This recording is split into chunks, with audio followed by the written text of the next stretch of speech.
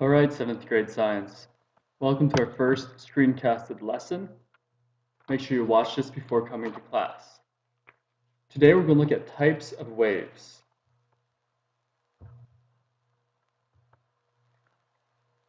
Our goals here are to say first what are waves, and then distinguish between different types of waves. So a wave is a disturbance that transfers energy from place to place. So for example, think of ripples in water, sound waves. Here we have a bell ringing and we see compression waves traveling through the air to the human ear.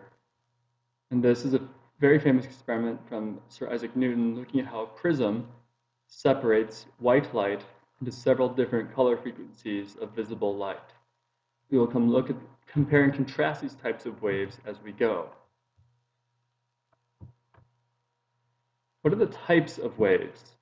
We talk about waves in general, but we can split them into two basic parts: electromagnetic, magnetic, and mechanical.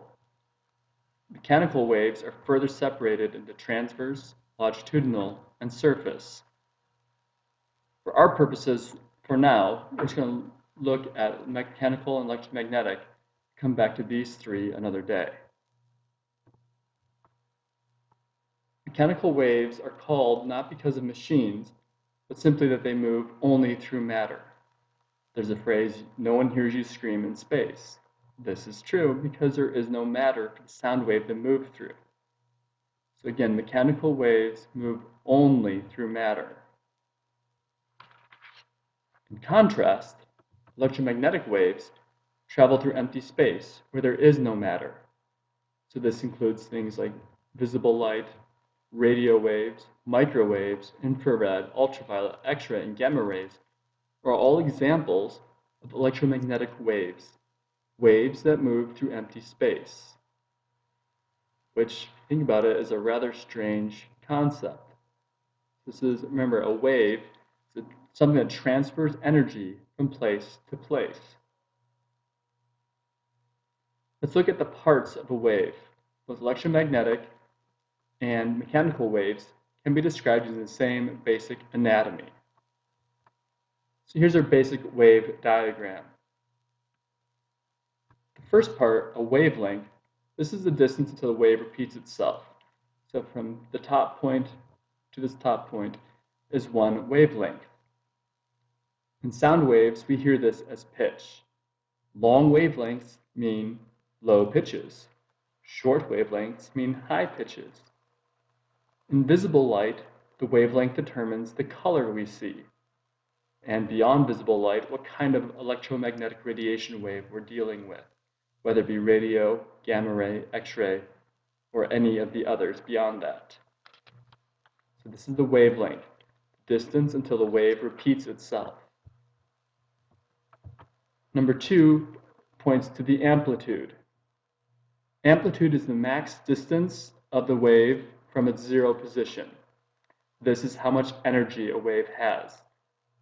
The greater the amplitude is, the further it goes from the rest position, the greater its energy. In sound waves, this is volume. The greater the amplitude of a sound wave, the louder we hear it. In light waves, visible light in particular, the greater the amplitude, the more intense the light is. Two other useful parts of a wave are the trough and the crest. Trough, and this is the bottom part of the wave. Crest, again, is the top part. These are useful in describing amplitude and wavelength, kind of place markers. Again, our major point that we're going to look at is that waves are disturbances that transmit energy. Mechanical waves transmit energy through matter. Sound waves, energy in a string, all of those are mechanical waves. Electromagnetic do not need matter and transmit through empty space. Next time we will look at the types of mechanical waves. All right, thank you for watching for class, and come ready to discuss these.